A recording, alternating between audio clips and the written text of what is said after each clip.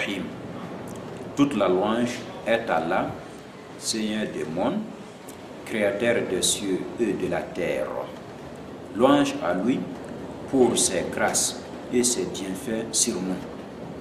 Que sa belle salutation et sa bénédiction soient sur notre bien-aimé prophète Mohammed alayhi salatu wassalam, sur sa famille, ses compagnons et sur tous ceux qui vont suivre leurs pas jusqu'au dernier jour. Chers frères et sœurs en islam, recevez mes belles salutations qui vous apportent la paix, la clémence et la bénédiction d'Allah. Dans ce deuxième numéro de l'éducation en islam, nous allons répondre à cette question. Quand elle commence l'éducation en islam et quand elle commence l'éducation de l'enfant en islam, est-ce que c'est après la naissance de l'enfant? Est-ce que c'est après que l'enfant atteint l'âge 7 ans ou 8 ans qu'on commence l'éducation de l'enfant? Ou bien c'est avant sa naissance même? Vraiment, l'islam, comme religion agréée par Allah, l'islam, comme religion parfaite, commence l'éducation de l'être humain, l'éducation d'un enfant dès avant sa naissance. Donc, ce n'est pas après la naissance qu'on commence à éduquer un enfant. Non, non, non. En islam, on commence à éduquer un enfant dès avant sa naissance même. C'est pour cela, dans ce numéro, nous allons donner quelques enseignements que chaque père, chaque mère doit prendre dans l'éducation de ses enfants. Ici, je vais souligner 5 points dans l'éducation des enfants avant leur naissance. Premièrement, pour mieux éduquer ton enfant, il faut commencer d'abord par ta vie. C'est-à-dire, avant le mariage même, avant que l'homme se marie avec une femme, avant qu'une femme se marie avec l'homme, il doit commencer l'éducation là-bas. Comment il va commencer? C'est-à-dire qu'il doit faire beaucoup d'efforts pour que ses moyens de vie, ses moyens de subsistance soient licites, soient halal. C'est-à-dire que son moyen de nourriture, de boisson, de vêtements, de logement, de monture, tout ce qu'il fait soit illicite, soit licite, soit halal. Il doit s'éloigner de tout ce qui est haram dans sa vie. Pourquoi? Parce que la personne qui vit dans halal est une personne pure. Et Allah est pur, il n'accepte que par celui qui est pur aussi. Parce que le prophète a dit comme ça, le prophète a dit Inna Allah tayyibun la yaqbal illa tayyiba. Et Allah est pur, il n'accepte que de la part de celui qui est pur aussi. Donc celui qui est pur, ses actes d'adoration seront acceptés par Allah, Inch'Allah. Aussi, ses invocations aussi seront exaucées par Allah.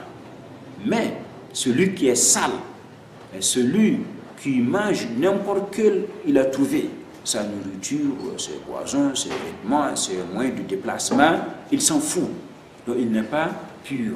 Donc comme il n'est pas pur, ça veut dire que ses actes d'adoration et ses invocations, Allah ne les accepte pas. Donc,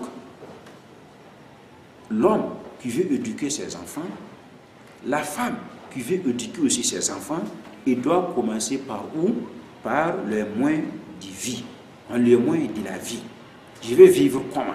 Je dois vivre dans tout ce qui est halal. Je dois écarter, je dois délaisser tout ce qui est haram. Donc voilà le premier pas dans l'éducation des enfants avant leur naissance. Deuxièmement, c'est le fait de choisir. C'est-à-dire, l'homme doit mieux choisir ou bien choisir la maman ou la mère de ses enfants. la femme aussi est demandée de bien choisir le papa ou le père de ses enfants. C'est nous montrer comment. C'est-à-dire, il faut choisir une femme pieuse, une femme qui a de bons comportements, une femme qui est croyante, qui prie, qui gêne, qui fait ce qu'Allah nous a ordonné et qui laisse ce qu'Allah interdit. Parce qu'Allah dit dans le Nouveau Coran, vous les hommes, n'épousez pas les femmes associatrices. Vous aussi les femmes, n'acceptez pas le mariage d'un homme qui n'est pas musulman, d'un homme qui ne prie pas. Vous voyez? Et le prophète a dit aussi, alayhi salatu wassalam, il nous a montré qu'habituellement, les hommes se marient avec les femmes par 4 causes. Parmi ces causes-là, le prophète a mentionné la religion. Et il a dit enfin, choisissez la femme pieuse. Là, sera bon pour vous. Donc, l'homme est ordonné ici de choisir la femme pieuse. La femme qui a bonne foi pour se marier avec elle. Quant au côté de la femme aussi, c'est la même chose. Le prophète a dit, sallallahu alayhi wa sallam, إِذَا جَاءَكُمْ مَنْ تَرْضَوْنَ دِينَهُ وَخُلُقَهُ فَزَوِّجُوهُ إِلَّا تَفْعَلُوا تَكُنْ فِتْنَةٌ وَفَسَادٌ عَرِيضٌ.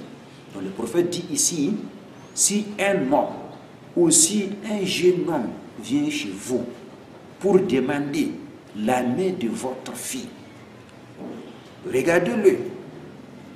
S'il est pieux, s'il a bonne foi, s'il a bon comportement, qui est satisfaisant, qui est correct, alors acceptez-le.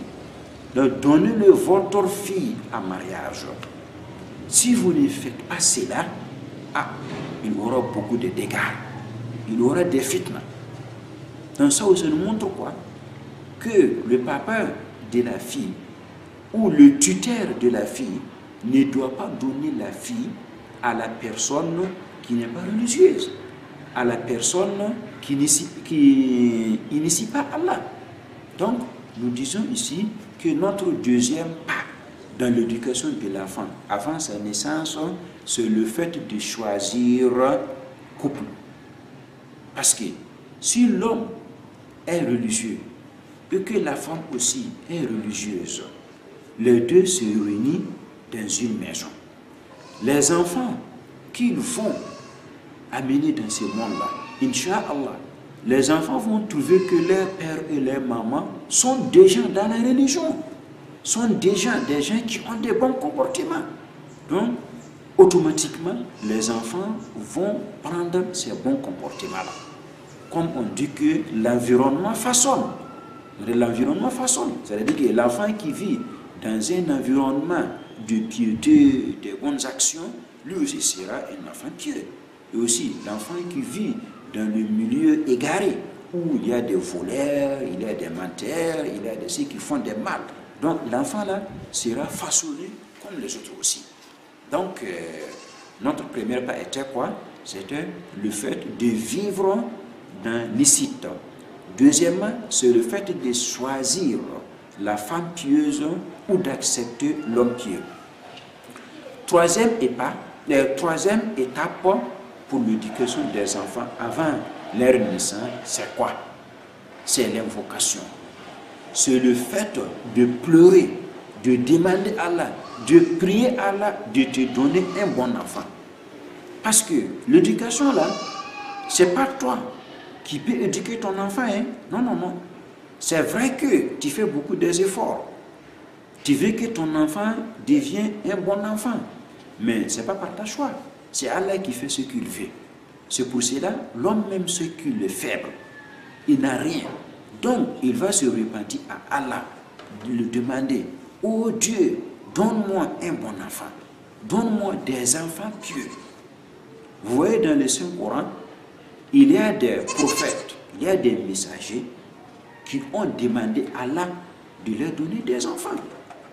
comme le prophète Zacharie alayhi salam. Lorsque Zacharie a vu ce que Allah a fait avec la femme, avec Mariam, et Mariam qui était dans la mosquée ou dans un lieu de prière, où il n'y a même pas un homme avec elle. Et puis aussi, il n'y a personne qui le sert de service. Mais malgré tout ça, Allah leur donnait des nourritures différentes. Donc ici, Zacharie a connu que vraiment, Allah est capable de faire toutes choses. Donc il a dit quoi? Rabbi habli min ladunka zurriyatan tayyiba. Ô Seigneur, donne-moi des descendances pures. Vraiment, Allah a accepté. Allah a accepté. Donc Allah a donné vraiment des bons enfants. Parmi ces enfants, il y avait des prophètes, comme le prophète Yahya alayhi salam. Donc, ça aussi, c'est un bon exemple pour nous dans l'éducation des enfants.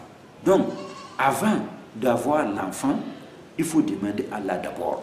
Dis, ô mon Seigneur, donne-moi des enfants pieux. Ô mon Seigneur, donne-moi la capacité, la force, la connaissance pour mieux éduquer mes enfants. Parce qu'il n'y a personne qui peut dire que moi, j'ai beaucoup de connaissances, je suis un docteur, je suis un cheikh, vraiment moi, je peux éduquer mes enfants. Bien. Il y a certains prophètes qui ont eu des enfants, de mauvais enfants. Par exemple, quand on regarde Nuh alayhi salam, c'était un prophète. Mais malgré tout ça, son enfant était égaré. Et aussi sa femme aussi.